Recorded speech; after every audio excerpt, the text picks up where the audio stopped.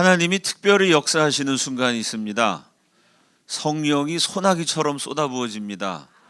사람들이 평상시에는 그게 죄인지 모르고 살다가 성령이 강력하게 역사하시니까 죄를 예리하게 인식을 합니다.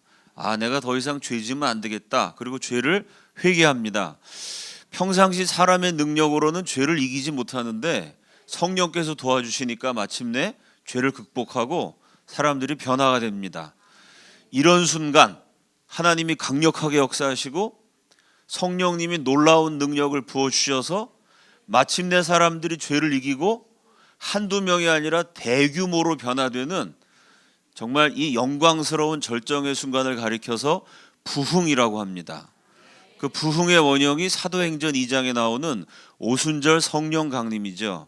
120문도가 기도할 때 성령이 세찬 바람처럼 불어옵니다. 그 바람이 확 불어갖고 큰 건물에 부딪히면 그 토네이도나 허리케인 같은 거 보면은 바람이 건물을 치면 건물이 쓰러지고 컨테이너 박스가 날아가고 나무가 뿌리채 뽑힙니다. 그 사도행전에 보면요, 성령의 바람이 강력하게 불어갖고 120 초대 기독교인들이 기도하는 그 건물을 쳤어요. 근데 건물이 쓰러진 게 아니고 사람들이 쓰러집니다. 바람이 확 불다가 건물 앞에 딱 오더니 멈춰서 갖고 그 바람이 불의 혀처럼 갈라져서 한 사람 한 사람에게 임합니다. 그래서 막 방언이 터져 나오고 그날 하루에 몇천 명이 회개하고 이 사도행전 성령 강림의 역사, 그거를 부흥이라 그럽니다. 그렇게 사도행전에 성령이 역사하셔서 사람들이 완전히 뒤집어진 것 같은 놀라운 역사가 우리 한국교회에서도 있었습니다. 그게 1903년부터 1907년까지 원산 대부흥에서 평양 대부흥으로 이어지는 대부흥 운동입니다. 자, 오늘과 내일 두 번에 걸쳐서 그 대부흥 운동의 이야기를 함께 나누려고 합니다. 이 부흥의 불꽃이 되었던 사람이 로버트 하디, 캐나다 사람입니다. 토론토 대학교 의과대학을 졸업했죠. 예나 지금이나 의과대학은 아주 우수한 학생들이 갑니다. 의사는 대개 지식적으로나 여러 가지 면에서 뛰어나신 분들이죠. 캐나다의 의사였기 때문에 굉장히 공부도 잘했고 아주 여러 가지 면에서 잘 준비된 분이셨습니다. 근데 이분이 얼마든지 캐나다에서 잘 먹고 잘 살 수 있는데 그 모든 것을 포기하고 아주 열악한 지역으로 떠납니다. 거기가 어디냐면 한국입니다. 캐나다의 의사 선생님인데요, 한국에 와가지고 자녀들 여럿이 죽었어요. 의사가 자기 아들, 딸을 한국 땅에 묻었습니다. 캐나다에 살았으면 그 아들들이 안 죽고 자식들이 안 죽었을 거예요. 근데 그 당시 조선에는 병원도 없고 약도 없었습니다. 의사가 그냥 약만 있으면 치료할 수 있는데 자기 아이들, 죽은 아이들을 땅에 묻어가면서 조선에 와서 헌신했습니다. 왜 조선에 왔을까요? 하나, 복음을 증거하기 위해서. 이분이 1890년 그 까마득한 옛날에 조선에 선교사로 옵니다. 처음에 의료 선교사로 와갖고 수많은 조선 사람 고쳐주죠. 자기 자식들은 조선을 위해서 죽고 대신에 본인은 일생을 바쳐서 조선의 아픈 환자들을 돌봅니다. 한 10년 정도 의료 선교사로 일하다가 1901년부터는 의료 선교사보다 복음 증거하는 전도자로서의 삶을 시작해요. 강원도 통천 원산 지역에서 3년 동안 선교사로 일했습니다. 이 선교 사역이 성공했을까요? 실패했을까요? 그 다음 장면이요. 1904년에 쓴 보고서입니다. 나는 3년 동안 강원도에서 교회가 처음 세워진, 그때만 해도 한국에 교회라는 게 없었던 시절입니다. 강원도 전체에 그저 거의 유일하다시피 한 교회, 직영대 지역에서 애써 일했지만 그곳에서의 선교 사역의 실패는 나에게 말할 수 없는 타격을 안겨주었고 사역을 더 할 수 없을 정도로 절망감을 가져다 주었다. 아니, 그 선진국에서 잘 나가는 좋은 대학, 의과대학 졸업한 잘 먹고 잘 살 수 있는 분이요, 그걸 포기하고 조선 와서 자기 자식들 죽은 시체를 묻어가면서 조선 사람 열심히 고쳐줬습니다. 또 선교사가 되어갖고 3년 동안 열심히 일을 했어요. 근데 아무런 열매가 없이 사역이 실패해서요, 야, 사역이 어렵구나 정도가 아니라 내가 선교사로 부름받은 게 맞나? 내가 선교사로 과연 일해도 될까? 이 사역을 포기하고 고향 캐나다로 돌아가야 되지 않을까라는 의심이 들 정도로 처참하게 실패를 합니다. 도대체 왜 실패를 했을까요? 본인도 몰랐어요. 아니, 의사에다가 취식인에다가 자식들 순교의 제물로 바쳐가면서 그렇게 헌신적으로 일했는데 사역이 안 된 겁니다. 이 하디 선교사에게 구원의 빛이 비춰집니다. 놀랍게도 이 하디 선교사에게 새롭게 일어설 기회를 준 사람들은 여자들이었습니다. 예나 지금이나 우리 한국교회도 가만히 보면은 물론 남자분들 기도 열심히 하시는 분들 있습니다만은 대체적으로 보면 여자분들이 더 기도 열심히 하시죠. 1903년 8월 24일부터 이 원산 지역에 감리교 선교사들의 기도회가 열립니다. 주도했던 사람이 메리 컬러 화이트라는 여자 선교사인데요. 중국에서 일하고 있었습니다. 이분이 기도의 여걸이었었어요. 그때 중국에서 무슨 일이 있었냐면 의화단의 난이라는 폭동이 일어납니다. 중국의 전통 무예를 익혔던, 조금 과장해서 말하면 중국 영화 소림사 있지 않습니까? 뭐 이소룡 이런 사람들 있죠. 중국의 전통 무예죠. 그렇게 전통 무예를 익힌 장사들이 서양 선교사들을 닥치는 대로 죽입니다. 의화단의 난 때요, 이 중국 전통 고유의 문화를 지키기 위해서 서양 오랑캐들 무찌른다 이러고 서양 사람들 막 죽였는데, 그때 중국에 와 있던 서양 사람들 가운데 선교사가 많았거든요. 그 선교사들이 수도 없이 순교의 피를 흘려요. 그걸 직접 봤습니다. 화이트 여선교사가 조선에 와갖고 지금 중국 땅에서는 중국 폭도들의 손에 선교사들이 마구마구 죽어가는데 피를 흘리면서 그 중국을 복음화시키기 위해서 애를 쓰고 있습니다. 자기가 보고 듣고 경험했던 간증을 합니다. 그 조선에 와 있던 선교사들이 정신이 번쩍 들었어요. 야, 똑같은 선교사인데, 바로 이웃 나라인데 중국에서 저렇게 목숨을 바쳐가면서 영혼을 구원하려고 애를 쓰는구나. 우리도 정신 차리고 조선 사람 위해서 목숨 바쳐서 이 복음의 불모진 조선 땅에 하나님의 교회를 세워야 되겠다 이러고 선교사들이 막 각성이 일어납니다. 처음에는 화이트라는 여자 선교사가 와서 원산에서 기도 제일 열심히 했던 선교사님들도 또 여자분들이었어요. 여자 선교사님끼리 모여서 성경 공부하고 기도하다가 이분들이 뜨거워져가지고 다른 선교사들 다 모으고 우리 선교사들이 먼저 정신 차리고 성령의 능력을 의지하자. 선교사들 사이에 부흥회가 열립니다. 그때 강사로 한국에 와 있던 선교사 가운데 학벌이 제일 좋은 축이었고 또 의사였고 설교도 제일 잘했던 아주 지식인이었던, 방금 전에 소개한 실패한 선교사 로버트 하디에게 설교를 부탁했어요. 하디 선교사가 설교 3편을 딱 준비합니다. 그리스도 안에 거함, 그리스도를 믿음, 성령의 체험. 아니, 제목만 얘기해도 벌써 아멘 하시잖아요. 설교 제목이 기가 막히죠. 먼저 그리스도 안에 거해야 됩니다. 그리스도를 믿어야 돼요. 그것만 갖고 안 되고 정말 성령 체험해가지고 머리로만 믿는 것이 아니라 성령 받아서 삶으로, 능력으로 신앙이 나타나야 됩니다. 그러니까 이분이 똑똑하신 분이고 조선 땅에 온 지도 벌써 한 15년, 열심히 의료 선교사도 하고 복음전도 선교사도 하신 분이고 의과대학 나온 엘리트니까요. 설교 3편을 잘 작성을 했어요. 그런데 설교 작성을 딱 마치고 나서 드디어 이분이 자신이 왜 선교에 실패했는지를 깨달아요. 뭐가 문제였을까요? 설교문은 작성을 잘했는데요. 그 설교문을 작성할 만큼 뛰어난 신학적인 지식, 인간적인 경험 갖췄는데요. 문제는 뭐냐면요, 내 삶에 체험이 없었어요. 그리스도 안에 거함이라는 설교문을 잘 작성하는 것과 진짜 예수 안에 거해서 사는 게 같은가요, 다른가요? 성령의 능력에 대해서 신학적으로 잘 정리해서 강의를 잘하는 것과 진짜 성령의 능력이 나한테 임해가지고 죄를 이기고 내 삶이 변화되고 그리스도 앞에서 정말 아름다운 열매가 맺어지고, 여러분 머릿속에 있는 것과 삶으로 실천되는 신앙이 같은가요, 다른가요? 그걸 깨닫습니다. 하디 선교사가 설교 3편을 작성해 놓고 봤더니 이 설교를 할 자신이 없어요. 왜? 설교문은 틀린 게 한마디도 없어요. 문제는 뭐냐? 내가 그렇게 살아보질 않았어요. 그럼 뭐가 문제였을까요? 깨닫습니다. 내가 하나님 앞에 교만했구나. 왜 교만했을까요?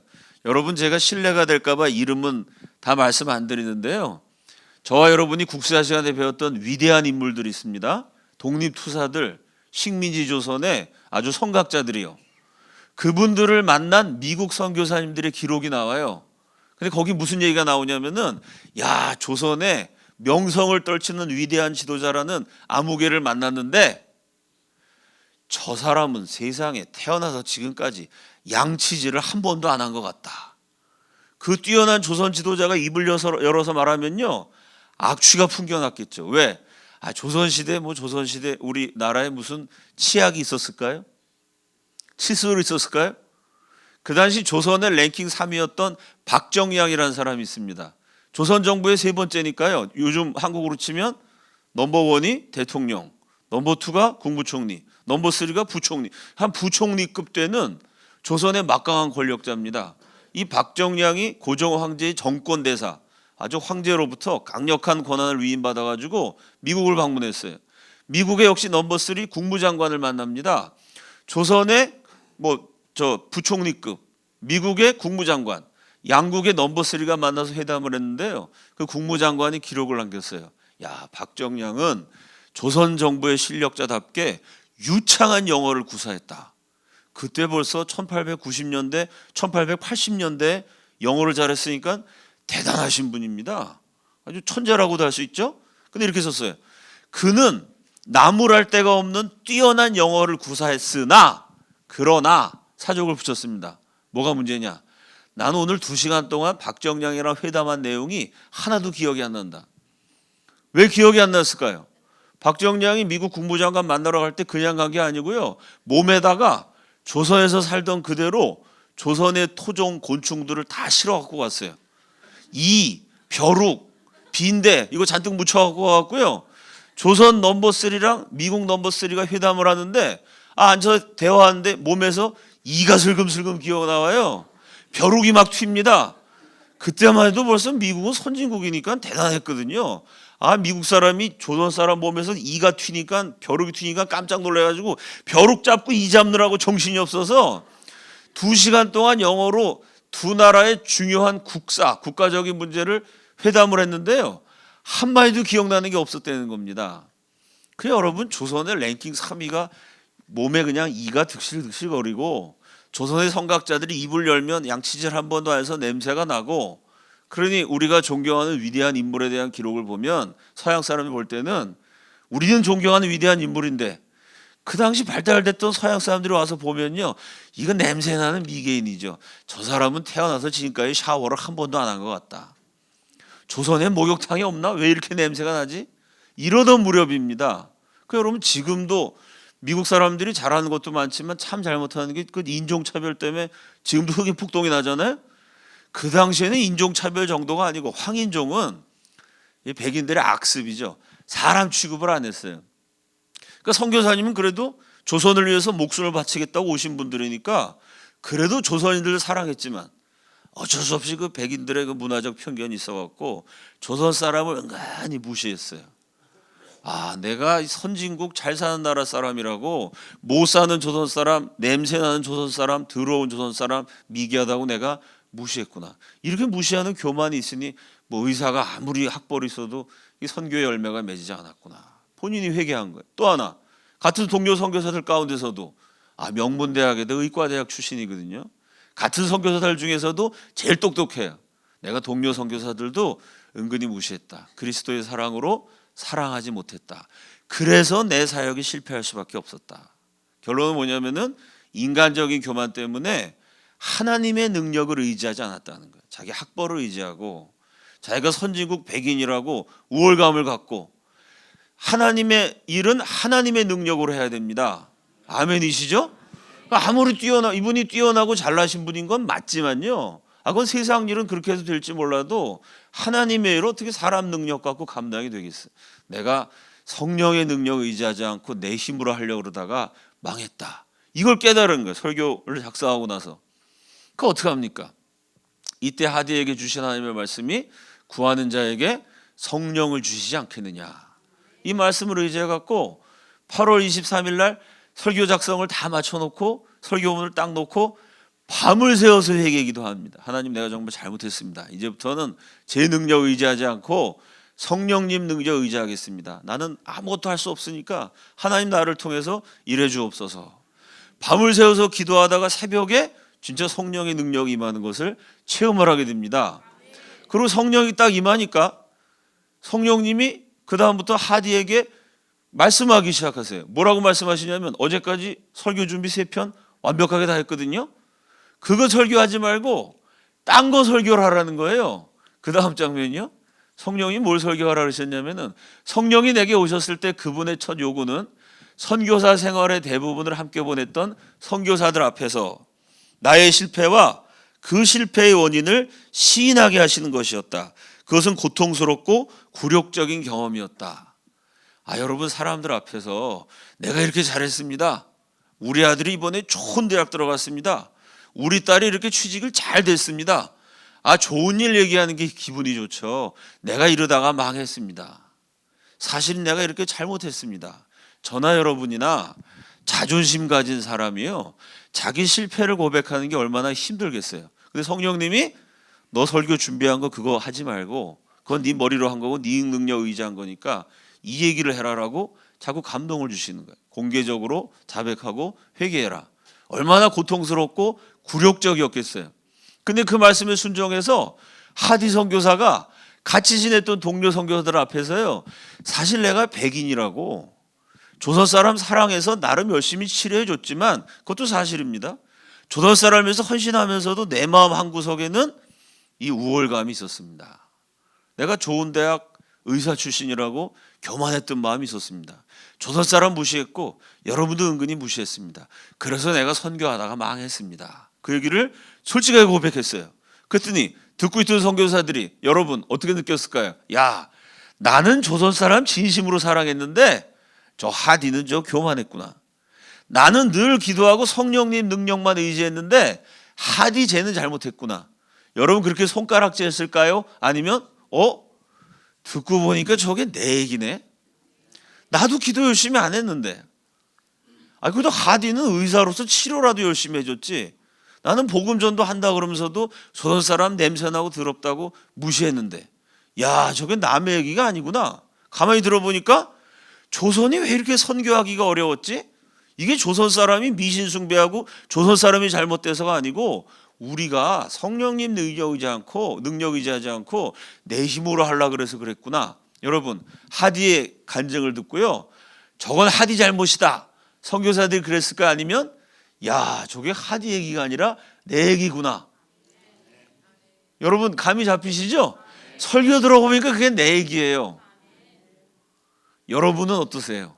이게 하디와 그 선교사들 얘기만입니까? 여러분 얘기만입니까? 만약에 저나 여러분이나요, 내 힘으로 내 능력으로 살지 말고 교만하지 말고 겸손하게 가정 일이든지 직장 일이든지 교회 일이든지 정말 하나님의 능력만 의지해서 살았으면은, 여기 계신 여러분에 대해서는 제가 잘 모릅니다만 저에 대해서는 제가 알잖아요. 제가 저를 돌이켜볼 때 내가 하나님의 능력만 의지하고 살았으면은 나도 고생을 덜했고 내 시간과 돈과 열정 낭비도 덜했고 나뿐만 아니라 내 주변 사람도 나 때문에 고생 낭비 덜하지 않았을까, 그런 마음이 듭니다. 이게 여러분 이 하디 선교사의 체험이요, 기독교의 역설을 보여줍니다. 무슨 역설이냐면요, 내가 능력이 있어요. 내 능력이 넘칠 때 하나님의 능력이 임한 게 아니에요. 하디가 내 능력 믿었다가 망했구나, 나의 무능을 깨달았을 때 하나님의 능력이 임했습니다. 그럼 하나님 능력이 임한 다음에 하나님 능력 받은 사람 어떤 사람일까요? 내가 능력 받아갖고 이렇게 잘났어. 내가 능력 받아갖고 우리 아들 딸 다 좋은 대학 가고 좋은 데 취직하고 우리 집은 만사형통이야. 정말 하나님의 능력이 임하면은 자랑하지 않습니다. 왜? 이건 진짜 내가 한 게 아니라 하나님이 주신 거거든요. 그러면 겁나고 무서워가지고요, 오히려 더 겸손해져요. 내 무능을 깨달은 하디에게 하나님의 능력이 임했습니다. 그 능력을 깨달은 무디가 무슨 설교를 했냐면 어젯밤에 나한테 능력이 임했습니다. 이게 아니고요, 능력이 임하고 나서 보니까 내가 벌거벗었습니다. 난 아무것도 아니었습니다. 오히려 자기의 무능을 고백했어요. 그러니까 인간이 무능을 깨달을 때 전능하신 하나님이 역사하십니다. 전능하신 하나님이 역사하시면 교만해지는 것이 아니라 겸손해져서 오히려 사람들 앞에 겸손히 나아가서 자기의 무능을 고백하게 돼요.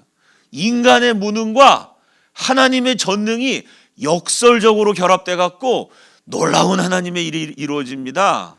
나의 무능과 하나님의 전능이 만나는 지점, 그 지점이 바로 부흥입니다. 그때 부흥이 일어나는 거예요. 사람의 힘으로 하는 게 아니에요. 자, 이렇게 하디가 성령 충만해서 자신의 무능을 고백하니까요, 듣고 있던 선교사들도 다 불받아갖고 울고불고 회개하고 난리 났어요. 이제 하나님, 제가 기도하면서 선교하겠습니다. 한국 사람들 냄새나고 더러워도 끝까지 사랑하겠습니다. 그래, 내가 저 한국 사람들 사랑할 능력이 없으니까 제발 제 강팍한 마음에 사랑을 부어주옵소서. 이러고 선교사들이 일주일 동안 금식하고 철야하고 기도하면서 1903년 8월 24일부터 30일까지 원산, 함경도 원산에 있는 선교사들 사이에 부흥이 일어났어요. 자, 일주일 동안 울고불고 기도하고 그 다음 주일이 됐습니다. 그 다음 장면이요, 이때만 해도요 한국 사람 목사가 한 명도 없었어요. 한국인 목사가 탄생한 거는 이로부터 대략 한 13년, 14년 이후입니다. 그러니까 이때 한국에 와 있는 목사님은 전부 다 외국 선교사님이었어요. 하디 선교사 겸 목사가 원산 감리교회에서 집회를 했는데요, 일주일 동안 목회를 했는데요, 일주일 내내 성령 받아서 선교사들이 기도하고 주일이 돼갖고 이제 원산 감리교회 한국인 회중들에게 설교를 해야 돼요. 그런데 설교 준비를 하는데 또 성령이 역사하세요. 뭐라고 역사하시냐면은, 네가 한국 사람 무시했던 거, 한국 사람 앞에 솔직히 고백하고 용서를 받아라. 그래야 진짜 회개다. 자기가 냄새 난다고 무시했고, 자기가 목사라고 교인들한테 악수도 하고 섬겼지만 속으로는 아유, 저 미개하고 저 글자들 읽을 줄 모르고 우상숭배나 하는 이 5천년 약속으로 살았던 우리 조국 캐나다는 땅덩어리도 넣고 부자고 다 세련됐는데 무시했던 한국 사람들 앞에서 회개해라. 성령의 감동을 주시는 거예요. 내가 성령의 충만함을 깨달은 후 그 첫 주일 아침, 우리 원산 감리교회 회중 앞에 서서 부끄럽고 당황한 얼굴로, 얼마나 창피했겠어요. 나의 교만, 심령의 강팍함, 그리고 믿음의 결핍과 이것들이 가져다준 많은 결과를 고백했다. 한국 그리스도인들은 처음으로 이렇게 선교사님이 자기 죄를 막 고백하니까요, 그 말을 들어 한국 사람들이 처음으로 뭘 느꼈느냐, 죄의 확신과 회개가 실제적인 경험 속에서 무엇을 의미하는지를 알게 되었다. 실제적인 경험 속에서, 이게 중요한 얘기예요. 평상시에 하디 목사님이 죄 짓지 말아라, 죄 지으면 회개하라, 머리로는 죄 지으면 안 된다는 거 알았어요. 죄 지으면 심판받는다는 것도 알았습니다. 근데 실제로 하디 선교사가 내가 이렇게 미워했고 이렇게 교만했습니다 라고 얘기하니까 실제적으로 머리가 아니라 저게 죄구나, 저렇게 공개적으로 털어놓는 게 저게 회개구나. 그리고 하디 선교사를 봤더니 한국 선교사님, 한국 교인들이 볼 때는요, 그전에는 아무리 그 선교사님이 사랑도 베풀어주고 병도 고쳐주고 성경도 가르쳐줬는데요, 왠지 이게 조선 사람, 캐나다 사람 거리가 있었거든요. 근데 이 양반이 성령 받고 뒤집어지더니 똑같은 악수를 하는데도 느낌이 다르겠죠. 이게 뜨거워요. 야, 진짜 저 선교사님이 조선 사람을 자기 나라 사람처럼 아껴주는구나. 이게 그리스도의 사랑이구나. 야, 우리 선교사님이 저렇게 얼굴이 환해졌구나. 죄를 회개하면 저렇게 영혼이 자유로워지는구나. 실제적으로 죄라는 게 뭐고 회개가 뭐고, 정말 회개하고 나면 하나님이 어떻게 사람을 바꿔주시는지 하디를 보면서 교인들이 실제적으로 체험하기 시작했습니다. 이게 그 다음 주일날 일어났어요. 주중에 성경 공부 시간이 됐는데 최종손이라는 그리스도인이 갑자기 일어납니다. 하디 선교사님이랑 성경 공부하고 있는 교인이에요. 그 당시 조선 교인이요. 일어나더니 종이 한 장을 딱 꺼내요. 자기가 적어놓은 걸 읽으면서 이렇게 얘기해요. 일주일 동안 내가 이걸 발표하지 않고는 견딜 수 없을 만큼 괴로웠습니다. 그게 뭐냐면은 죄의 목록이었어요. 그전에는 몰랐는데 성령이 역사하시니까요, 그전에는 그때 조선이 워낙 가난했기 때문에요, 그냥 돈 없으니까 이렇게 저렇게 훔치고 살았어요. 우리 속담에 3일 굶으면 담 타넘지 않을 사람 없다, 이런 말이 있죠. 물론 도둑질하는 건 죄인데 3일 정도 굶어보면요, 너무 배고파갖고 굶어 죽을 지경이니까 없는데 어떡합니까? 막 훔치기도 하겠죠. 그게 잘했다는 게 아니고요, 실제로 가난하면 그런 일들이 벌어집니다. 다들 그러고 살았기 때문에 그게 큰 죄인지 몰랐어요. 근데 하디 선교사님이 주일날 회개하고 그걸 들으면서부터 야, 이게 성령 받는 게 저런 거구나. 일주일 내내 자꾸 내가 도둑질하고 남 욕하고 미워하고 부인 두들겨 패고, 옛날에 이게 죄인지 몰랐는데요, 자꾸 양심의 가책이 생겨가지고 하루는 자다 일어나서 죄의 목록을 적었다는 거예요. 이걸 내가 지금 발표하고 여러분한테 기도 받아가지고 이 죄를 다 털어놓기 전에는 내가 견딜 수가 없습니다. 이 최종선이라는 사람이 자기 죄의 목록을 쫙 읽은 거예요. 그리고 눈물이 터지죠. 나를 위해서 기도해 주십시오. 다 같이 그 사람 끌어안고 하나님, 우리 형제가 이 죄를 이겨내게 해주십시오. 기도한 일이 일어났어요. 그러니까 화이트라는 여성 교사가 시작한 기도회에서 하디가 먼저 회개했고, 하디 선교사 회개를 통해 원산에 와 있던 미국, 캐나다 서양 선교사들, 백인 선교사들이 회개했고요. 그 다음에 주일날 하디가 교인들 앞에서 회개했더니 이제 한국 사람 가운데 회개의 역사가 나타나기 시작했습니다. 그 다음 주일이 됐어요. 진천수라는 그 원산의 유명한 양반 집안의 사람이에요. 예배를 마쳤는데 갑자기 진천수라는 교인이 앞으로 나오는 거예요. 일주일 동안 자기가 잠을 제대로 못 잤대요. 성령이 역사하시니까 그 전에 죄 짓고도 맘 편했는데 이제 더 이상 죄 짓고 못 살겠다는 겁니다. 그래서 자기 얘기를 해요. 무슨 얘기냐면 부인 얘기입니다. 저희 할아버님이 10살 때 장가를 가셨어요. 저희 할머니가 15살이셨답니다. 그러니까 옛날에는 10살, 11살 어린 나이에 나이 조금 신부가 더 나이가 많아갖고 이렇게 결혼하는 경우들이 많이 있었던 모양이에요. 그래서 진천수라는 사람도 아주 꼬마 시절에 결혼을 했어요. 그 부인이, 꼬마 신랑이 철이 어리니까 이렇게 저렇게 잔소리를 많이 했겠죠. 부인 보기 싫어갖고 맨날 두들겨 패우고 그랬다는 거예요. 그러다가 이 사람이 19살이 됐을 때 젊은 부인이 죽을 병에 걸렸어요. 부인이 맨날 아파갖고 신음을 하니까, 조선시대에 무슨 여자들 권리를 존중해주고 이런 거 없었죠. 조선시대에 여자들 엄청나게 차별받았습니다. 부인이 아프니까 이놈의 애패네 빨리 죽지. 맨날 아파갖고 밥도 제대로 안 해주고 빨래도 안 하고 이건 뭐야. 그 아픈 부인을 자기가 맨날 구박했다는 거예요. 그러다가 부인이 죽었는데 장례식당 눈물이 났대요. 장례식에서. 진천수가 왜 울었냐면요, 내가 그동안 우리 부인 괴롭혔는데 불쌍하게 살다가 죽었구나, 이게 아니고요, 그 자기 아내가 죽은 날이 1월 1일 명절이었어요. 공휴일을 맞이해갖고, 공휴일날 직장 다 쉬잖아요. 친구들 모아서 술 좋아하는 진천수가 한번 질펀하게 술 파티를 한번, 이쁜 기생들도 부르고 신나게 한번 놀아보려고 돈 모으고 계획까지 만들어가지고요, 그날 한번 화끈하게 놀아보려고 그랬는데 그날 부인이 죽는 바람에, 그래도 부인이 죽어서 장례 지내는데 상주가 술 파티하러 갈 수는 없잖아요. 그래갖고 부인 빈소를 지키면서 자기가 저주를 했다는 거예요. 이놈의 애패내가 죽을래면 딴 날 죽지, 하필이면 친구들하고 파티 벌이를 이날 죽어갖고 내가 술도 못 먹는다고.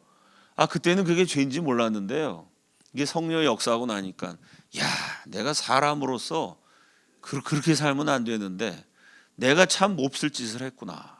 그리고 이 원산의 지체 높은 양반 집안입니다. 여러분, 양반은 비가 와도 뛰지 않잖아요.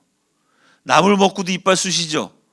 이 체면을 그렇게 존중하는 양반이 세상에 그 많은 사람들 앞에서 체면이고 나발이고 뭐고, 내가 이 죄 때문에 견딜 수가 없으니까 어떻게 하면 용서받을 수 있습니까? 이러고 떼굴떼굴 구르면서 회개를 한 겁니다. 여러분, 그 원산 감리교회 부인 구박한 남자가 진천수 하나뿐이었겠어요? 딴 남편들도 다 회개하는 거죠. 울고불고 드디어 선교사들에게 시작됐던 부흥이 교인들한테 옮겨붙기 시작합니다. 이러면서 원산 감리교회에서 예배 모일 때마다 교인들이 성령 받으면 앞에 나가갖고 내가 이렇게 회개했습니다, 용서해 주십시오, 다 같이 기도하고, 또 한 사람이 나가서 회개했습니다, 용서해 주십시오, 다 같이 기도하고, 부흥의 역사가 일어나요. 이 부흥의 역사가요, 교회당 안에서만 일어난 것이 아니라 교회당 밖으로 번져갑니다. 어떻게 번져갔냐면 제일 중요한 문제가 돈이었어요. 말로 회개하는 건 쉽습니다. 눈물 흘리면서 회개하는 거 쉽진 않지만 뭐 그것도 크게 불가능하지 않아요. 진짜 회개는요, 삶이 바뀌는 겁니다. 아멘이시죠? 이 삶이 바뀌는 것 가운데 제일 중요한 거는요, 돈 문제입니다. 왜요? 여러분, 돈 없이 살 수 있는 사람이 있어요? 돈 때문에 부모 자식이 재판을 해요. 대한민국 50대 재벌 가운데요, 절반 이상이 돈 문제로 가족 때문에 지금 재판 중에 있습니다. 돈 때문에 형제 간에 의가 상해요? 돈 때문에 부부가 갈랐습니다. 여러분 주변에도 돈 때문에 피를 나눈 평생 같이 살았던 부부 가족 간에도요, 돈 때문에 깨지고 불화하는 경우 많이 보시죠? 돈이 이렇게 무서운 겁니다. 돈의 유혹 앞에서 깨끗할 수 있는 사람, 그게 사람의 능력으로는 불가능하다고 말해도 과언이 아니에요. 어떻게 돈 문제에서 자유하게 될까요? 성령이 역사하시면 가능해져요. 왜? 이거 하나님이 역사하시는 거기 때문에 불가능이 없어요. 그래서 원산감리교회 성령 임하니까 무슨 일이 생기냐면요, 교인들이요, 돈 꿨다가 갚지 않은 사람, 돈 띄어먹었던 사람들이 원래 주인한테 가갖고요, 미안하다고 잘못하고 자기가 띄어먹은 돈을 돌려주기 시작해요. 싸웠던 사람, 미워했던 사람 찾아가갖고 미안하다고 사과하고 인간관계가 회복됩니다. 이렇게 부흥운동이 교회당 안에서 말로만 기도하면서만 일어나는 게 아니고요, 삶이 변화되기 시작해요. 그 대표적인 인물이 윤성근이라는 분인데요, 이 원산 감리교회 부흥의 주역으로 일하셨던 평신도입니다. 이분이 성령 받고 하나님께 기도했는데 결국 이제 원산 부흥으로 막 부흥의 불길이 번져 나가니까 여기저기서 막 교회가 세워지기 시작해요. 한국 사람 가운데는 목사가 없었을 때니까 이분이 평신도지만 돌아다니면서 설교도 하고 복음 증거하고 아주 복음 전하시다가, 그때 뭐 조선에 병원도 없고 약도 없었던 시절이, 너무 추운 겨울에 아주 교통수단도 없었으니까 하루에 뭐 5시간 10시간 걸어다니면서 복음 증거하시다가 그만 독감에 걸려갖고 일찍 세상 떠나신 평신도 전도자십니다. 이분이 성령 받으시고 무슨 기도를 하시냐면요, 하나님, 내가 죽기 전에 그동안 지었던 모든 죄가 다 생각나게 해주옵소서. 여러분, 이 당시 우리 선조들은 지금 저나 여러분에 비하면요, 생활 수준으로 보면 미개인입니다. 양치질도 안 하고 샤워도 안 하고 사셨어요. 왜? 그때는 샤워실도 없었고요, 치약도 없었습니다, 조선에. 여기 뭐 대학 나오신 분들, 고등학교 나오신 분들 많이 있으시죠. 그 당시 우리 선조들은요, 90%가 글자도 못 읽는 문맹자였습니다. 저나 여러분에 비하면 교육 수준도 형편없이 낮았어요. 교회라는 게 조선 팔도에 몇 개 없었고 한국 목사님은 한 분도 안 계셨던 무렵이니까요, 교회라는 것도 지금의 교회에 비하면 이건 뭐 형편없는, 뭐라고 얘기하면 될까요? 뭐 폐허? 판잣집? 아주 빈민촌 비슷한 교회 시설이라는 것도 엉망이었습니다.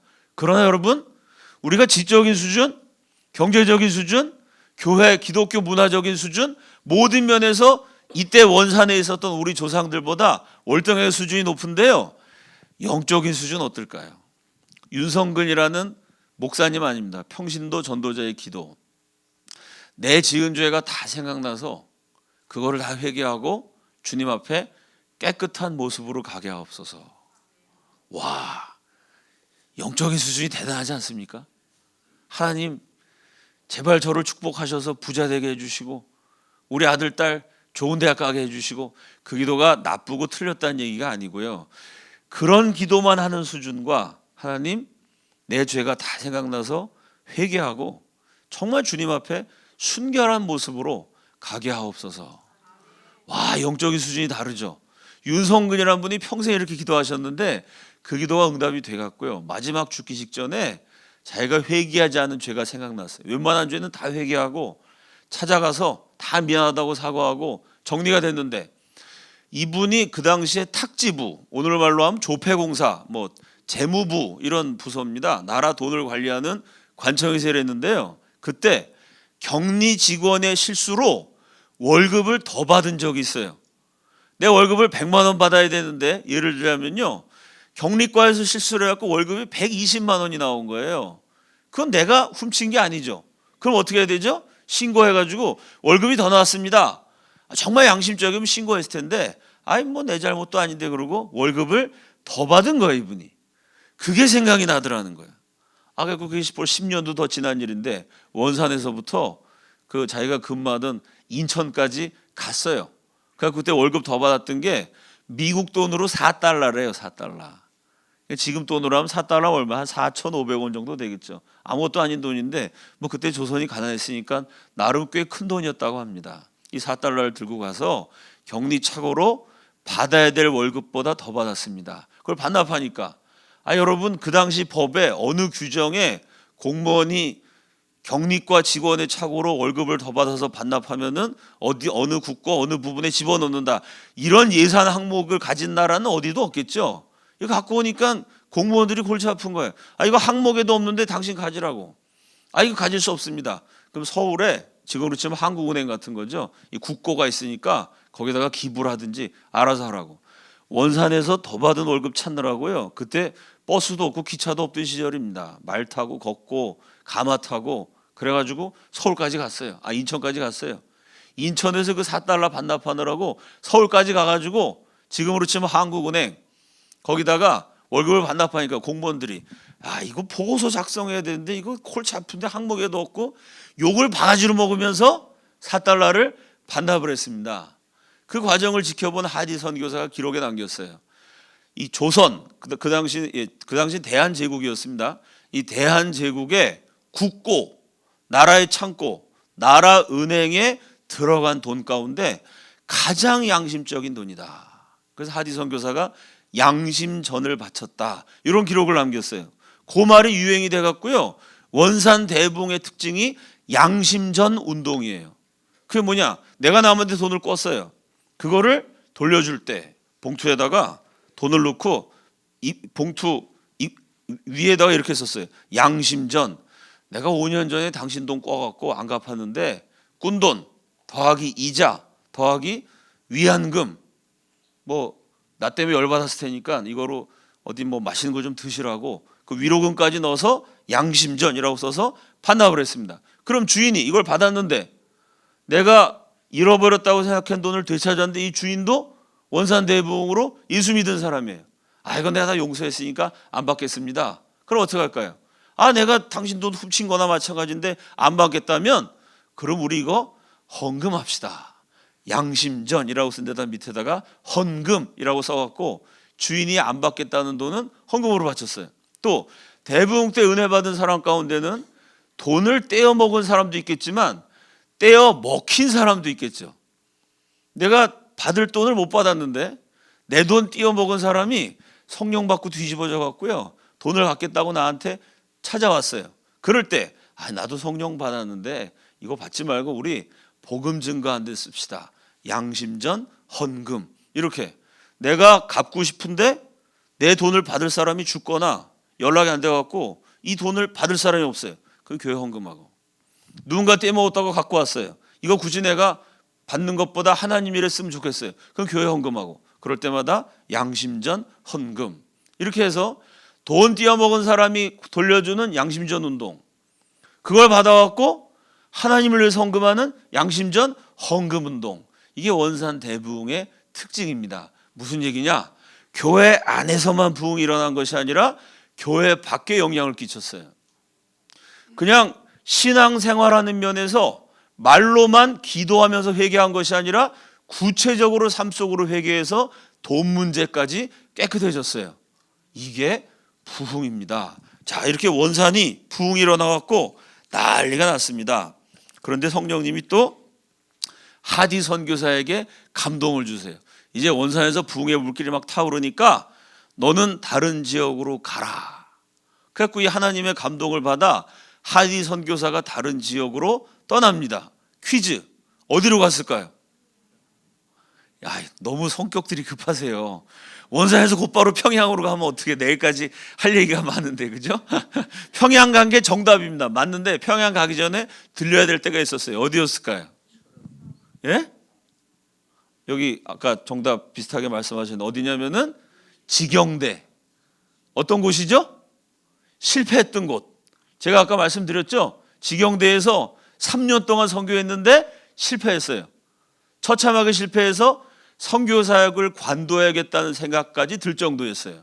성령 충만하면요, 실패한 자리로 돌아가게 돼요. 사람들이 성령 충만을 잘못 이해해가지고 내가 사업하다가 실패했어요. 성령 받아가지고 사업 다 정리하고 신학교 가서 선교사 돼야 되겠다. 물론 뭐 그렇게 성령이 역사의 경우도 있습니다. 내가 인간관계가 어려웠어요. 아니 성령 충만한다면 야 성령님은 좋고 교회는 좋고 믿음의 형제들 만나는 건 좋은데 아유 저 세상 사람들 저 거칠고 거짓말하고 배신하고 아니 인간들은 꼴도 보기 싫어. 난 이제 이 속세를 떠나가지고 맨날 기도원에 들어가서 기도원 하면서 성령 충만하게 살겠다. 여러분 그런 경우가 없을 수는 전혀 그게 성령 충만이 아니라고 말할 수는 없지만요. 그게 또 성령 충만의 본질이 아닙니다. 사업하다가 어려웠어요. 성령 충만하면 어떻게 되죠? 사업을 관두고 신학교 가는 것보다 내 힘으로 하다 안 됐으면 성령 받아갖고 사업에 다시 한번 도전해야죠. 직장 생활이 어려웠어요. 성령 충만해서 그 직장에서 하나님 능력으로 이겨내야죠.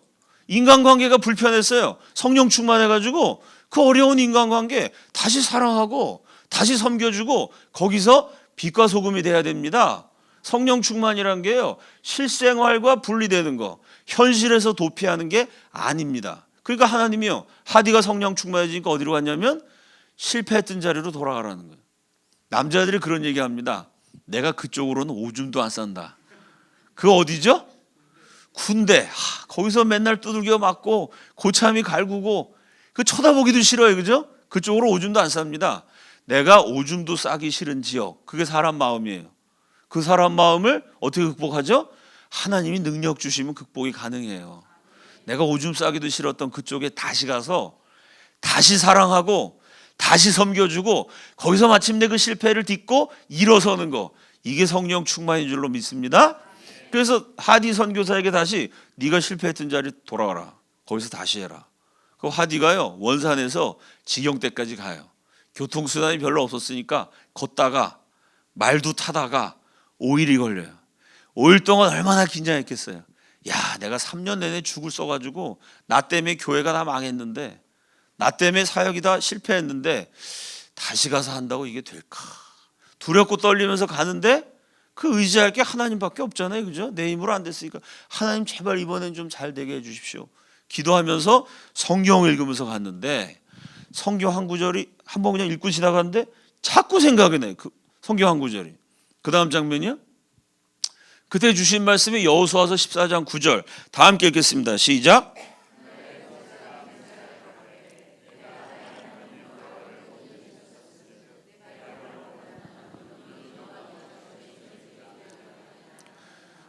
이 말씀이 잠잘 때도 생각이 나고 밥 먹을 때도 생각이 나고 걸어갈 때도 자꾸 생각이 나요. 이 말씀이 뭔지 이해가 안 갔대요. 내 발로 밟는 땅을 영영이 너와 네 자손의 기업이 되리라.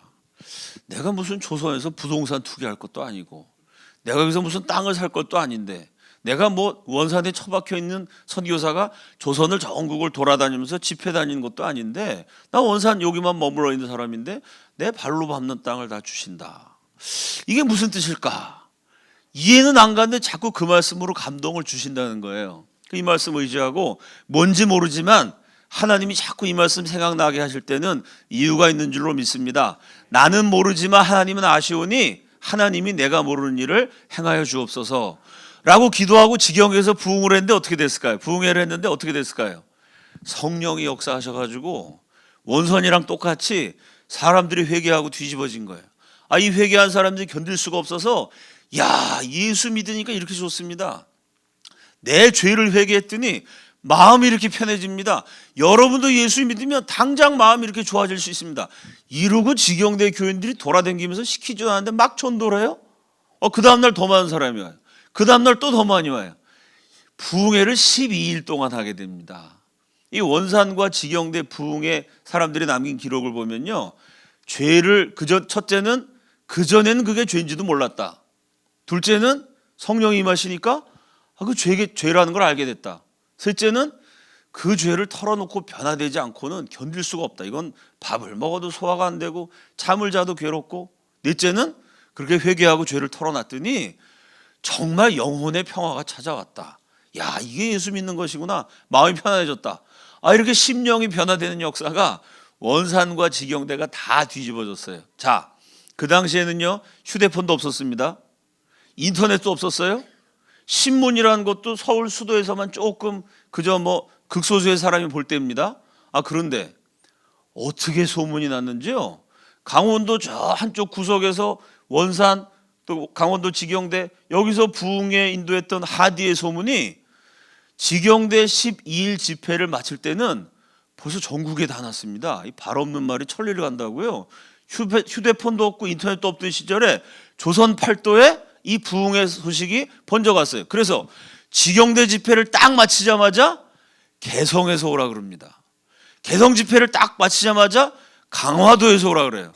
강화도 집회를 마치자마자 서울에서 오라 그럽니다. 이렇게 하디가 이때부터요, 전국을 돌아다니면서 부흥회를 인도하는데 가는 곳마다 똑같은 성령의 역사가 일어나요. 직영대 집회를 딱 마치는 날 하디가 이렇게 기록을 남겼어요. 하나님이 왜 직영대 나를 이 직영대 집회는 내 일생에 잊을 수 없는 순간이다. 3년 동안 사역하다 망했는데요, 하나님 능력 의지했더니 12일 만에 그 지역 전체가 통째로 다 뒤집어졌어요. 첫째는 잊을 수 없는 부흥회다. 둘째는 그때 하디가 이런 생각을 처음 해요. 이 말씀이 무슨 뜻인지 알겠다는 거예요.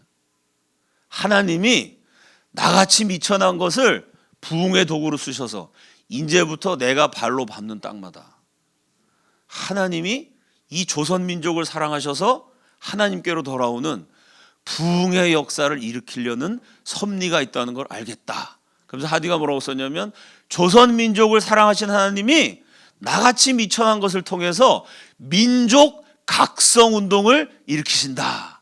그러니까 원산 한 지역에서만 부흥이 일어난 게 아니고요, 하나님이 갑자기 직영대로 가라 그러세요. 그러면서 주신 말씀이 내 발로 밟는 땅은 영영이 너와 내 자손의 기업이 되리라. 내가 발로 밟아봤자 원산 땅인데 그 뭐 밟는 땅마다 다 주신다고? 무슨 소리지? 했는데 알고 봤더니요, 직영대 집회 끝났더니 개성에서 오래요. 개성 끝났더니 강화도에서 오세요. 하나님이 하디로 하여금 조선 팔도를 밟게 하신 거예요. 그가 밟는 곳마다 부흥을 주신 거예요. 이거 하디가 한 게 아니죠. 그걸 통해 하디가 뭘 깨달았냐면은 이 멸망하는 아프리카보다 못 사는 가난한 민족을 하나님이 사랑하셔서 이 민족을 우상 숭배의 깊은 영적인 잠에서 깨어나게 하시는구나. 야, 이 민족을 향한 섭리가 있다. 나는 그냥 원산 한쪽 귀퉁이에서만 사역할 줄 알았는데 원산만 하나님이 사랑하신 게 아니고 조선 팔도를 다 사랑하셔가지고 이 나라를 살리려는 엄청난 계획이 갖고 계시다는 것을 직영대 집회를 마치면서 깨닫게 돼요. 이러면서 하디가 가는 곳마다 부흥이 일어나고 그 하디의 영향을 받은 사람들이 다 같이 모여서 한번 부흥의 역사를 엄청나게 주시도록 기도해 보자라고 마지막 이 부흥의 절정을 찍었던 지역이 평양입니다. 그러니까 1903년 원산에서 시작된 부흥의 불꽃이 1907년이 되면 평양에서 원산과는 비교도 할 수 없을 만큼 엄청나게 큰 규모로 확장이 되어갖고 엄청나게 많은 사람이 모여서 꽝 하고 폭발했어요. 그게 그 유명한 평양 대부흥의 역사입니다. 자, 이렇게 해서 원산에서 평양 대부흥까지는요, 일반 백성들에게 주신 성령의 역사예요. 이 원산, 개성, 강화, 여기서 예수 믿은 사람 90%가 문맹자입니다. 가난하고 헐벗은 조선의 일반 백성이었어요. 이 일반 무지렁이 백성들에게 나라가 멸망하고 있었던 아프리카보다 가난한 그 불쌍한 사람들에게 하나님의 은혜를 베풀어 주셨어요. 근데 여러분, 나라라는 게 잘 되려면요, 일반 백성만 정신 차려가지고 안 됩니다. 우리나라 군대 갔다 온 남자들 대상으로 군대 내에서 동성애 하는 게 맞냐, 틀리는 게 맞냐, 안 하는 게 맞냐, 설문조사해 보면요, 92%가 군대 내에서 동성애하면 안 된다. 여기서도 조사해 볼까요? 여러분, 한국 군대 내에서 동성애 허용해야 됩니까? 금지해야 됩니까? 그거 허용하면 큰일 나요. 왜? 군대란 데가 어떤 데예요? 지금 군대가, 저만 해도 군대 가고 두들겨 맞았거든요. 요새는 군대에서 안 때린다 그러는데도 가끔 군대 가서 고참한테 맞아 죽는 애들이 있어요. 군대가 계급 사회이기 때문에요, 계급 높은 고참이 시키면 신참은 따라와야 됩니다. 근데 군대 동성애 합법화 시키면 무슨 문제가 생겨요? 고참이 너 가만히 있어 이러고 성추행도 할 수 있고, 같은 남자끼리 동성애를 했어요. 그 다음 뭐라고 말하면 되죠? 우리는 사랑한 거다. 강제로 한 게 아니라 사랑이다. 왜? 군대 내 동성애 합법화 아니냐? 법적으로 사랑인데 뭐가 잘못이냐? 라고 말하면요, 그거 어떻게 처벌해요? 사랑했대는데. 이게 사랑한 건지 강제인지 그걸 일일이 누가 녹화를 해놓나요? 어렵지 않습니까? 군대 내 동성애 허용하면 엄청난 인권 유린이 돼요. 한국에 군대 갔다 온 남자의 92%, 어떤 통계는 94%가 군대 내 동성애는 허용하면 안 된다. 이게 일반 백성의 생각입니다. 근데 이 나라 지도자 국회의원들 59명이 군대 내 동성애 허용해야 된다라는 법안을 만들었어요. 국회의원 59명이 만든 법안을 일반 백성들이 바꾸느라고요, 얼마나 고생을 많이 했는지 몰라요. 신문 광고 한 번 실으면 돈이 몇백만 원, 어떨 땐 몇천만 원이 듭니다. 신문 광고에다 실어갖고 동성애 허용 안 됩니다. 이거 합법화, 그걸 뭐 차별금지법이라 그러죠. 동성애를 차별 안 하는 좋은 법이다. 인권유린법이에요, 정확하게 얘기하면. 그리고 반민주 악법이죠. 왜? 민주주의란 건 국민의 주의니까 국민 뜻대로 돼야 되잖아요. 여기 앉아있는 여러분 국민이시죠? 혹시 이 가운데 조선민주주의 인민공화국 국민은 없으시죠? 대한민국 국민인데 여러분도 다 군대 내 동성애 합법화하는 거 반대하시잖아요. 국민들이 반대하면 그걸 따라가야 되는데 국민이 반대하건 말건 지도자들이 너희들은 우리말 들어 이러고 국회에서 동성애 합법화시키는 법안 만들면요, 지도자들이 엄한 짓 하면은 국민이 이거 뒤집는 건요 진짜 고생합니다. 이때도 마찬가지예요. 조선의 원산 대부흥부터 평양 대부흥까지 일반 백성들은 예수 믿고 뒤집어져 갖고 야, 예수 믿어야 우리 조선이 살아난다. 일반 백성은 그런 생각했는데요. 그 당시 만약 지도 계층이, 사회 지도자들이 기독교는 서양 오랑캐들 종교고 우리 조선은 조선의 전통이 있으니까 계속 우상숭배, 미신숭배, 만약 지도자들은 우상숭배, 미신숭배하기를 원하고요, 일반 백성은 예수 열심히 믿었다. 그러면 이게 백성들 사이에서 교회는 많이 세워지고 기독교는 전파됐을지 몰라도요, 새로운 나라가 되기는 어렵습니다. 왜? 나라라는 건 지도자들이 이끌어가요. 그죠? 일반 백성이 어떻게 법을 만들고 그거 다 합니까? 지금 직장 생활하고 먹고 살고 애 키우기도 바쁜데 나라 이끌어가는 지도자들이 제대로 돼야 돼요. 우리 역사가 왜 하나님의 축복이냐? 1903년부터 1907년까지 일반 백성들 사이에서 대부흥이 일어났어요. 일반 백성은 예수 믿었지만 지도자들은 여전히 우상숭배에 찌들어 있었다. 그럼 제대로 된 나라가 될 수 없는데요, 백성들에게 부흥을 주시기 이전에 이미 하나님이 기독교로 이 나라를 새롭게 할 지도자들을 예비해 놓으셨습니다. 그러니까 하나님이 두 갈래로 역사하셨어요. 백성들에게 부흥을 주셨고요, 지도자들에게는 기독교 입국론이라는 걸 주셨습니다. 지난번에 제가 와서 강의했죠. 그 지도자들의 얘기예요. 누구죠? 1899년 조선의 양반 가운데 처음으로 이승만이라는 사형수, 정치범, 죄수가 감옥에서 예수 믿어요. 지배계층인 양반 가운데 예수 믿는 사람 딱 하나였습니다. 근데 그 이승만이 예수를 딱 믿을 때요, 머리를 숙여 예수님을 영접한 기도를 처음 해요. 조선에서 양반이 처음 예수 믿는 순간 기록에 이렇게 되어 있습니다. 나는 평생 처음으로 깜빵에서 기도했다. 평생 처음으로 깜빵에서 고문당해서 으스러진 이승만이 기도를 했어요. 뭐라고 기도했느냐? 영어로 쓴 자전에 Oh God, 오 하나님, save my country. 예수를 믿는 순간 처음 튀어나온 기도가 깜빵에 갇힌 죄수니까 뭐라고 기도하겠어요? 하나님, 이 감옥에서 저를 좀 빼내주세요. 저는 죄가 없습니다. 사형 선고 받아갖고 지금 죽을 수도 있는데 저를 살려주시면 평생 충성하겠습니다. 우리 같으면 이렇게 기도하지 않겠어요? 감옥에 갇힌 죄수가 입에서 튀어나온 첫 기도가요, 나를 깜빵에서 석방시켜 주십시오. 내 사형 선고 받았는데 죽지 않게 살려주십시오가 아니고요, Save my country. 우리 조국을 구원해 주시옵소서. 이 멸망하는 조선을 하나님이 구원해 주옵소서. Save my country and my soul. 그 다음 뭐냐면 내 영혼을 구원해 주옵소서. 감옥에서 내보내달라는 얘기는 없어요. 왜? 이승만이 성경 읽고 보니까요, 감옥 나가는 것보다 더 중요한 게 있습니다. 감옥에서 나가면 몸은 살지만 회개하고 예수 믿지 않으면 영혼은 지옥 갑니다. 감옥에서 나가서 몸이 편해지면 뭐예요? 나중에 지옥 가면 소용이 없죠? 감옥 나가는 것보다 더 중요한 거는 지옥을 면하는 겁니다. 아멘이시죠? 그 지옥 면하려면요 인간의 능력으로 안 돼. 하나님의 은혜로 구원해 주셔야 됩니다. 첫 번째 기도가 나의 조국을 구원해 주옵소서. 두 번째 기도가 나의 영혼을 구원해 주옵소서. 이승만이 1899년에 예수 믿었어요. 원산 대부흥이 일어나기 4년 전이에요. 일반 백성 부흥이 일어나기 4년 전에 하나님이 지도자를 딱 준비해 놓으신 거죠. 이렇게 기도했더니 금방 감방이 빛으로 가득 채워지는 것 같았고 나의 마음에 기쁨이 넘치는 평안이 깃들면서 나는 완전히 변한 사람이 되었다. 이승만이 예수 믿고 변화가 됩니다. 그 다음 장면이요. 그 지난번에 제가 와서 강의했던 내용이죠. 예수 믿고 쓴 글 청년 이승만 자서전. 다 함께 읽겠습니다. 시작.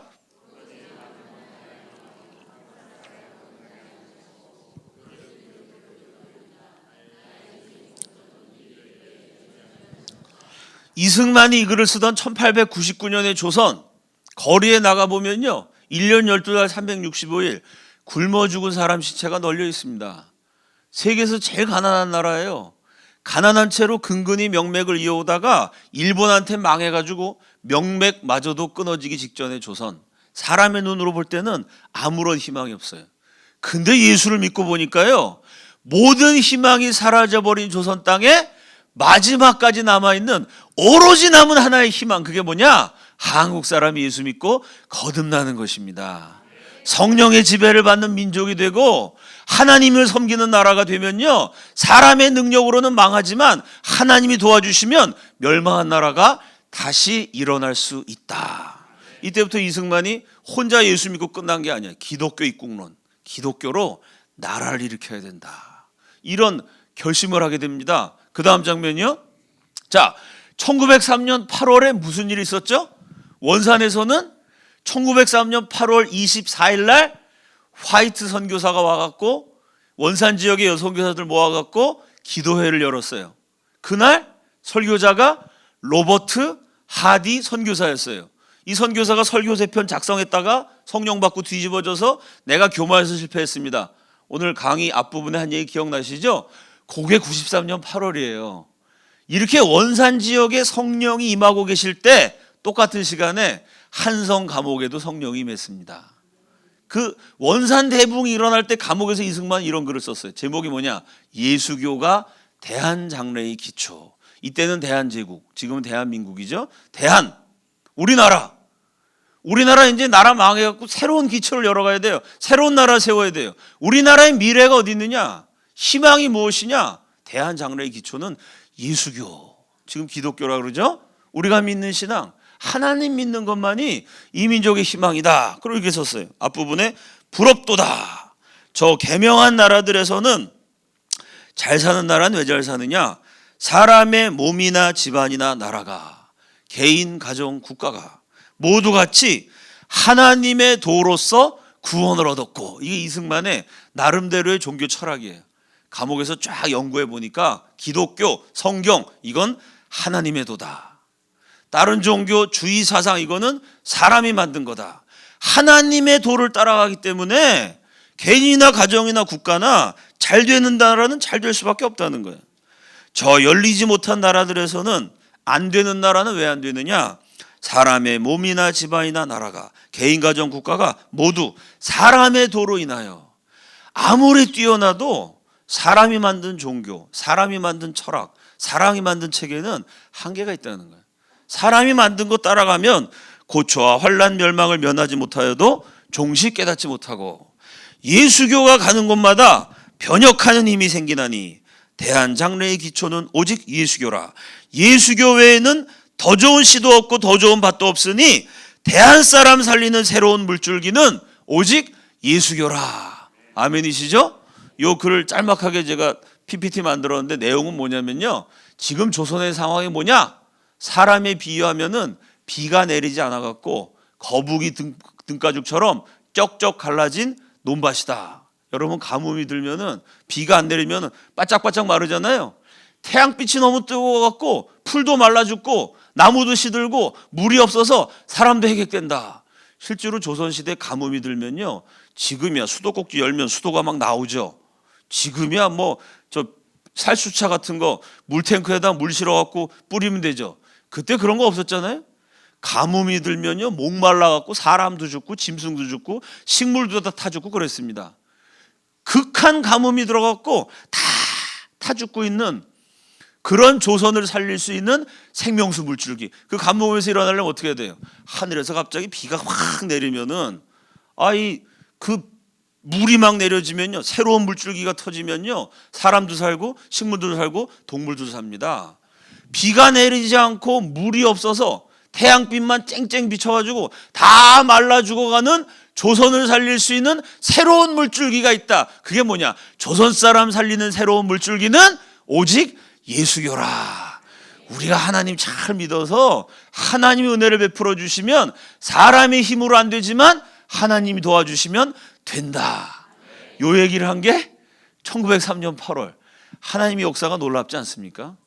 1903년 8월에 이 멸망하는 대한제국 조선을 사랑하셔가지고요 한성 감옥에서는 이승만이라는 지도자를 딱 준비시켜 주셨고, 동시에 원산에서는 일반 백성들을 준비시켜 주셨어요.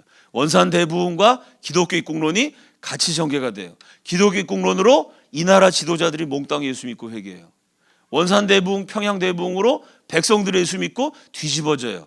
이래서 결국 기독교 정신으로 우리 역사 5천년 역사상 처음으로 먹을 게 없어서 굶어 죽지 않아도 되는 부강한 나라 대한민국을 세우게 된 것입니다. 그 다음 장면이요. 1903년 11월, 이때는 언제죠? 원산에서 일하던 저 하디가 두렵고 떨리는 마음으로 여호수아서 14장 9절 딸딸 외우면서 어디로 갔다고요? 지경대로 갔어요. 거기서 10일 동안 부흥회하고 났더니 야 민족 각성운동을 주시나 보다 이러고 하디가 지경대를 떠나서 개성, 강화도, 서울 이렇게 하디가 옮겨 다니는 곳마다 부흥의 불길이 조금씩 타오르고 있을 때, 그때 감옥에 있던 이승만은 뭐라고 썼냐면 교회 경략. 지난번 제가 강의할 때 보여드린 글입니다. 다 함께 읽겠습니다. 시작.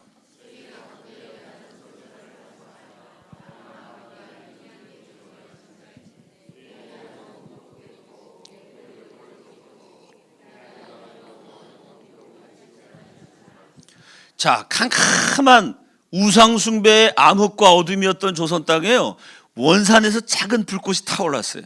그게 지경대로 옮겨 붙었어요. 그게 개성, 강화도, 서울.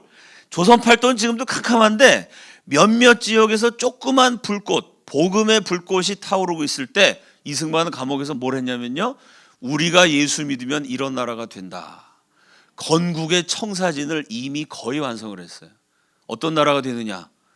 세계 각국의 대한 선교사, 전 세계 선교사를 파송하는 선교의 대국이 된다. 저 땅끝과 야만에 있는 땅끝과 오지에 있는 야만과 미개한 인종에까지 전도해서 결국은 우리의 나중복도 크겠고, 첫째는 열심히 선교한 나라, 둘째는 그렇게 하나님을 열심히 해서 축복받는 나라가 될 것이다.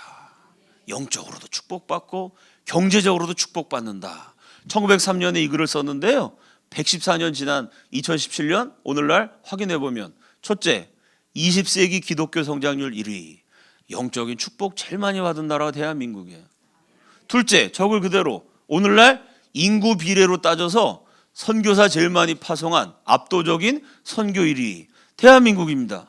셋째, 20세기뿐만 아니라 인류 역사 7천년에 경제 성장률 세계 1위, 물질적 축복도 제일 많이 받았어요.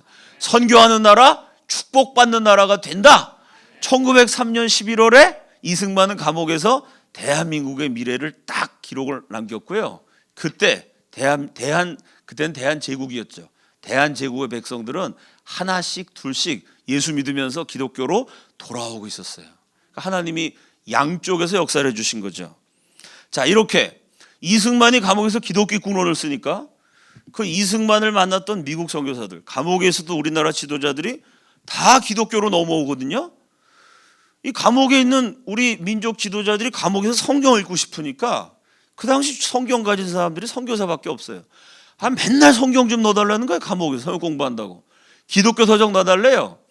감옥에 있는 이승만과 이승만의 전도를 받은 40명 우리 민족 최고 지도자들을 면회 가가지고 예배도 드리고 성경 공부도 가르치던 선교사들이 뭔가 감을 잡기 시작해요. 야, 하나님이 이 나라를 특별히 사랑하시나 보다. 다른 나라 가갖고는 100년, 200년, 300년 선교해도요, 어떻게 한 나라의 지도자가 갑자기 종교를 바꿉니까? 일반 백성들이야 뭐 바꿀 수 있다고 쳐도요, 어느 나라나 종교가 그 사회를 지배하거든요. 그 사회 지배층 인사들은 전통 종교를 믿죠. 아니, 조선이라는 나라 어떻게 지도자들이 예수 믿고 뒤집어져? 야, 이게 조선을 향한, 이건 사람이 했다고 볼 수는 없고 하나님이 이 민족한테 무슨 계획이 있으신가 보다. 서울에 있는 선교사들이 그런 생각하기 시작해요. 동시에 원산에 있던 선교사들은요, 아니, 다른 나라는 선교를 100년, 200년, 300년 해도 부흥이 안 일어납니다. 조선은 선교 20년 했어요. 20년 선교했는데 뭐 회개하고 울고불고 난리가 났고, 그냥 말로만 예수 믿은 게 아니라 돈 띄어 먹은 것까지 다 갖다 주고, 이거는 기독교 선진국에서도 볼 수 없는 양심적이고 깨끗한 교인들이 막 일어납니다. 야, 이거 사람이 했다고 보긴 어렵고, 하나님이 이 민족을 사랑하시는 거 아니야? 원사에서 조금 그랬다 그래서 야, 그거 놀라운 일이 있었구나 그러고 말 줄 알았는데, 원산, 지경대, 개성, 가는 데마다 역사가 일어나요. 야, 이게 하나님이 지도자를 변화시키고 백성까지 변화시키고 영적으로 선교사들이 감질하기 시작합니다.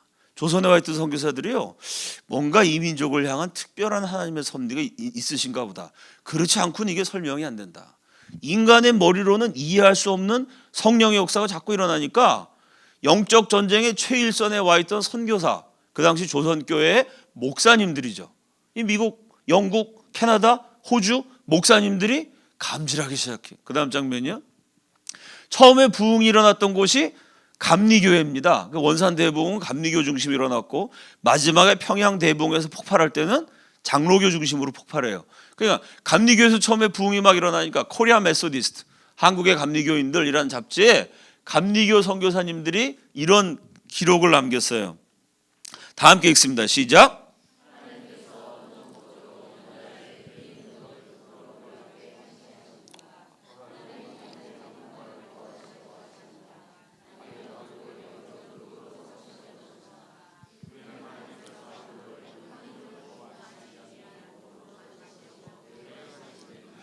자, 왜 하나님이 한국만 이렇게 사랑하시고 한국에 영적인 능력을 쏟아부어 주시느냐?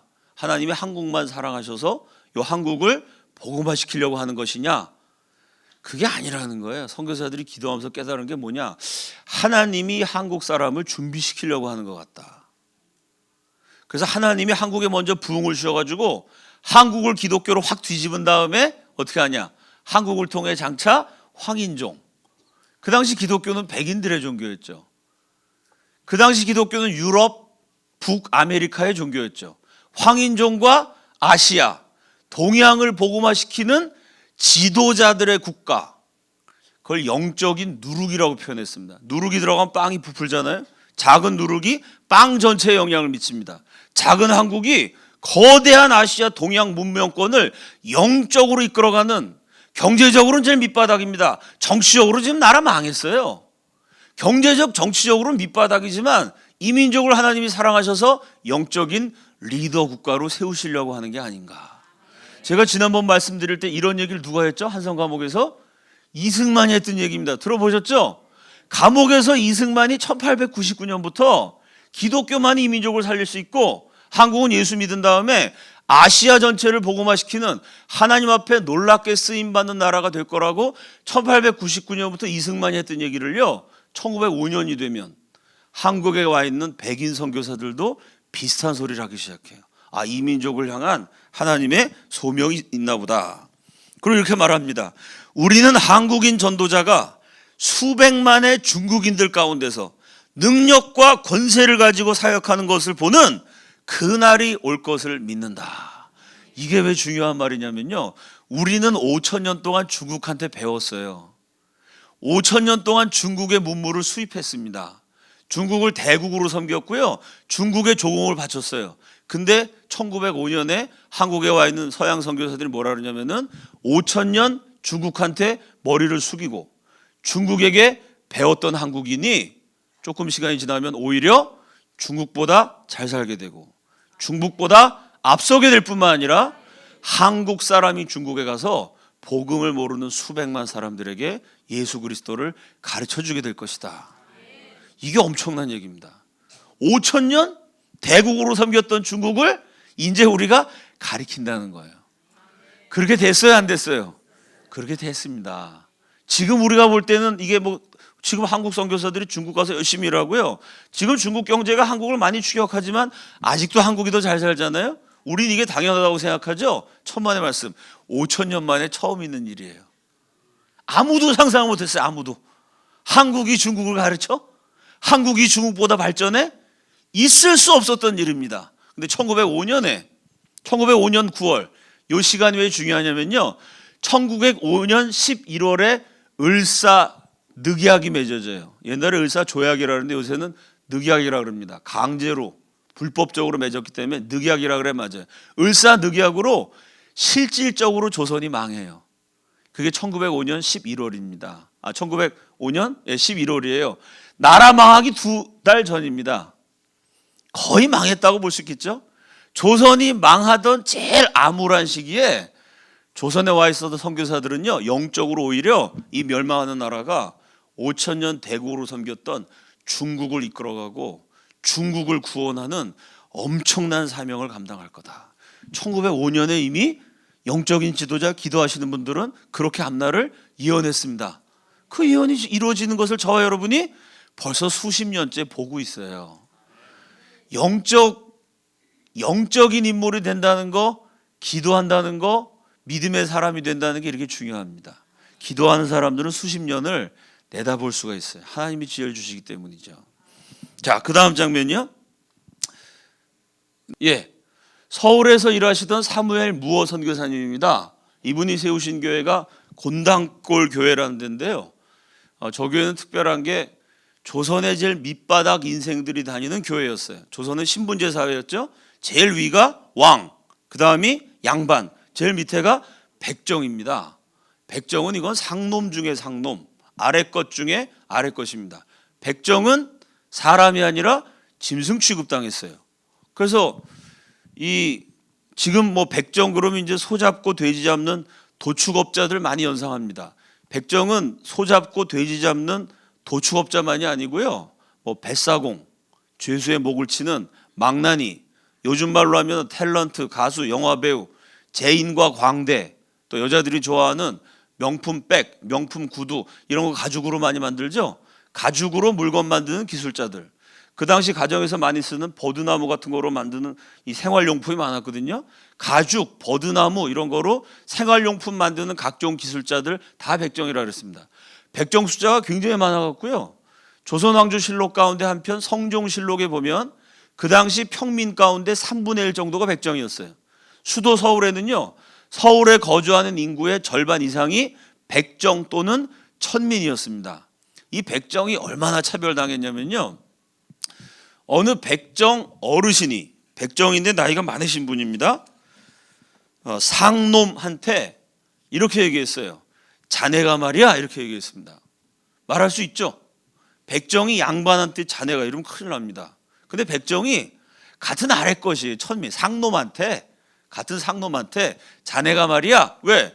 이 백정은 나이가 60살이고 그 사람은 30살입니다. 아들뻘이에요. 자네가 말이야 한마디 했어요. 상놈이 열받아갖고요, 밤에 그 백정 집에 쳐들어가갖고 식구들 몽땅 입을 찢어놨어요. 여기를.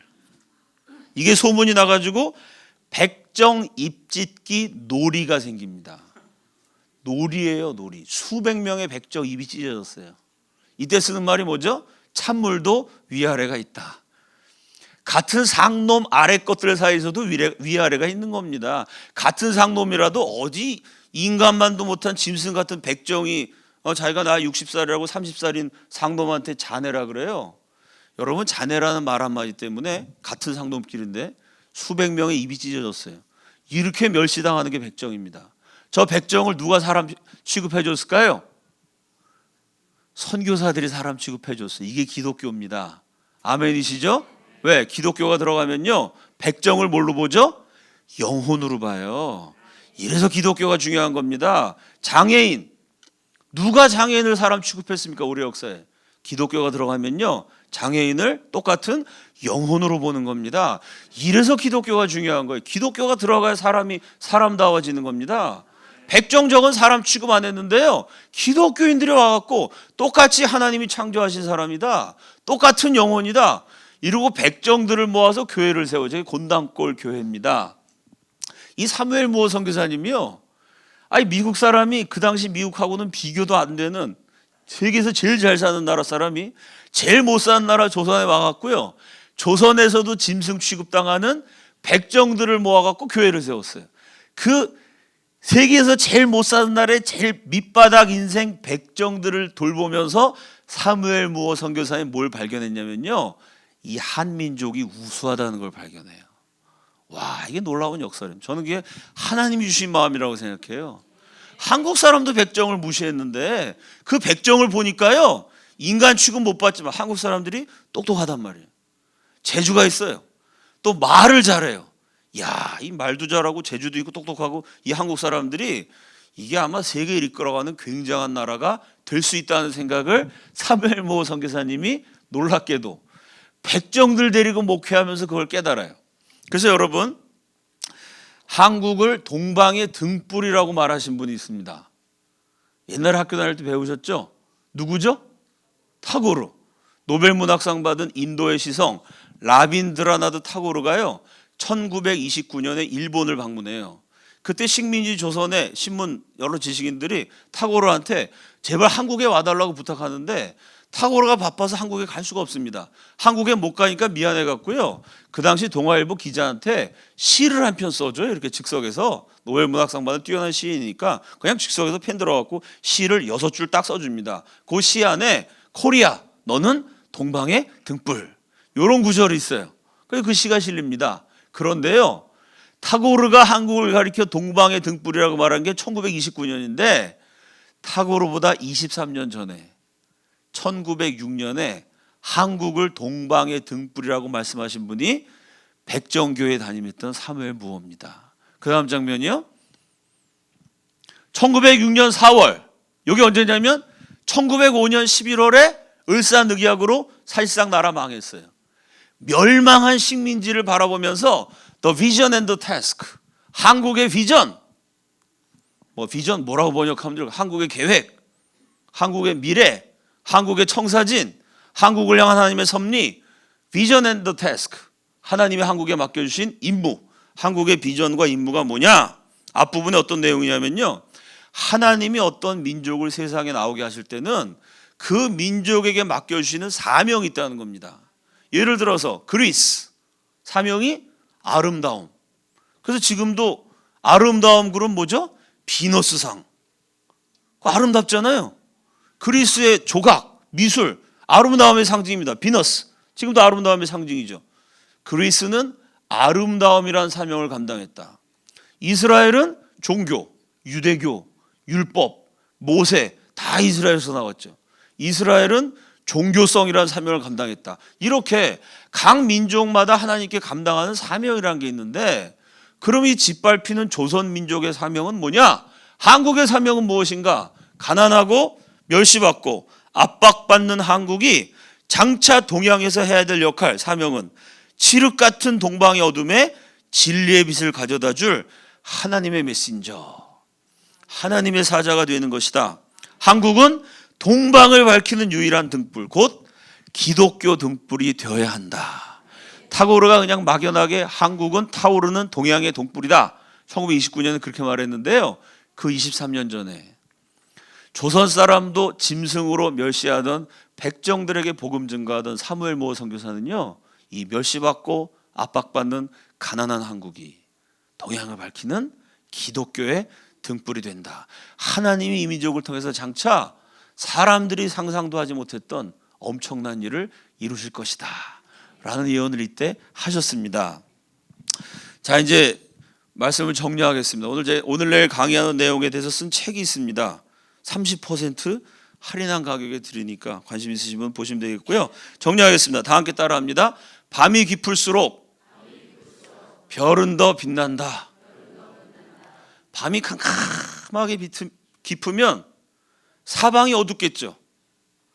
뭐가 보이지도 않고 되는 일도 없는 것처럼 절망의 암흑에 휩싸이게 됩니다. 그런데 밤이 깊을수록 세상이 캄캄할수록 어둠이 짙을수록 그 어둠을 배경으로 해서 샛별이 하나 딱 떠오르면요, 별이 빛나는 모습은 더 아름다워 보이겠죠. 별은 더 찬란하게 빛납니다. 무슨 얘기냐면요, 원산대부흥이 언제 일어났어요? 우리 역사가 가장 암울했을 때예요. 우리가 5,000년 동안 고난을 많이 겪은 민족이지만요, 그 중에 최고의 고난이 뭡니까? 나라 망한 거죠. 일본한테 나라 망해갖고 식민지가 됐어요. 아프리카보다 못 사는 나라였습니다. 우리나라 최고 지도자들을 만난 미국 사람들이요, 저거 평생 이빨 한 번도 안 닦았다, 이렇게 무시당하던 아주 미개하고 원시적인 시절입니다. 우리 5,000년 역사에 제일 암울했던, 캄캄했던 그 나라 망했던 을사늑약, 바로 그때요, 하나님이 대부흥을 주셨어요. 감옥에서 지도자들이 이승만을 필두로 해서 예수 믿고 뒤집어졌고요, 원산에서부터 시작해서 부흥의 불길이 번져갔습니다. 가장 어두웠던 때에 부흥을 주셨어요. 똑같이 어디서 부흥이 일어났나요?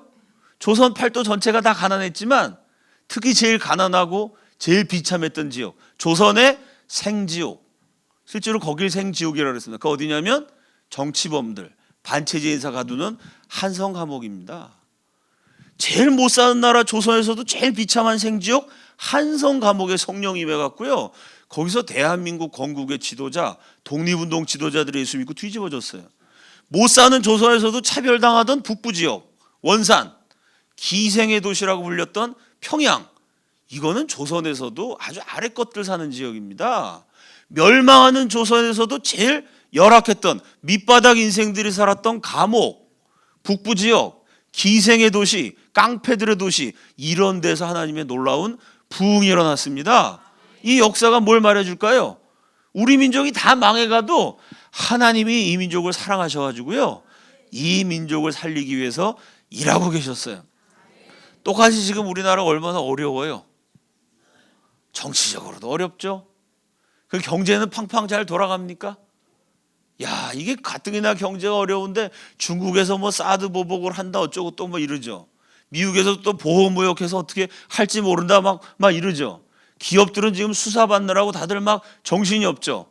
이래갖고 대기업 수사 막 시작되면서 제일 먼저 나온 게 뭐죠? 기업 재벌 회장들이 다 수사받고 깜빵 가느라고 정신이 없어가지고요, 신규 인력 채용 계획을 백지화했어요. 이게 일반 국민들에겐 치명타입니다. 왜?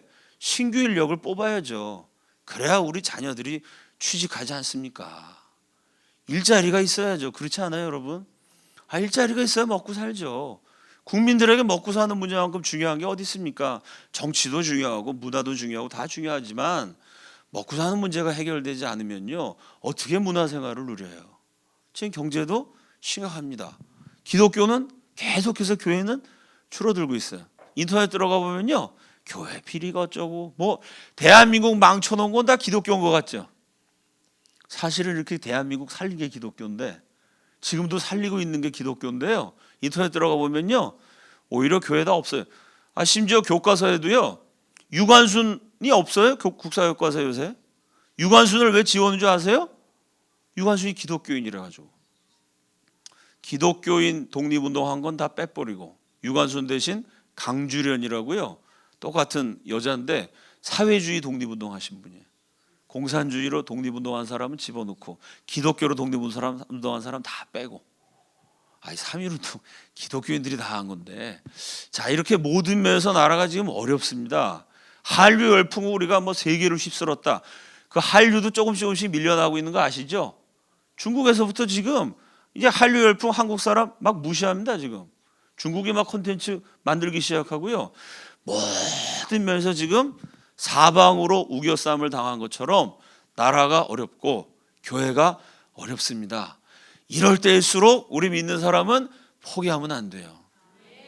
사람의 힘으로 안 되지만 언제는 우리가 우리 힘으로 일어섰나요? 여러분, 한성 감옥의 부흥과 원산 대부흥이 그게 어디 사람이 한 건가요?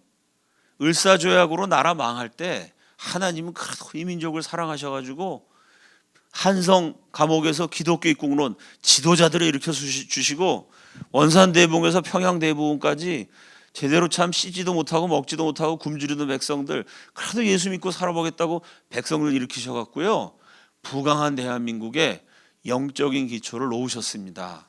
우리가 믿고 의지할 분은 하나님입니다. 우리 대한민국 국민이 잘나가지고 저와 여러분이 깨끗하고 거룩해서 우리가 이 위기를 이긴다, 그렇게 말하긴 자신이 없죠. 우리는 약하고 우리는 부족하지만 그래도 하나님이 이 민족을 사랑하시고, 그래도 하나님이 이 역사를 사랑하셔서 이제까지 인도해 주신 은혜, 그 은혜로 하나님이 다시 한번 이 위기를 극복하도록 기도하는 길밖에 없습니다. 인간은 무능하지만 하나님은 전능하십니다. 총체적인 위기에 빠진 대한민국, 우리 믿는 사람들 한 사람 한 사람이 정말 하나님 앞에 진실하게 내 죄를 회개하고 내 능력이 아니라 하나님 능력 의지해가지고 내 힘으로 안 되지만 하나님이 도와주셔서 우리가 교회당 안에서만이 아니고요, 교회당 밖에서도 정말 예수 믿는 사람답게 바르게 살고 나라와 민족을 위해서 기도하고 하나님의 일을 이루기 위해서 열심히 행동할 때 그 나라가 망하는 위기 속에서도 우리 민족을 살려주신 하나님이 다시 한번 대한민국에게 부흥과 부활의 기회를 은혜로 허락하실 줄로 믿습니다. 다 함께 기도하겠습니다.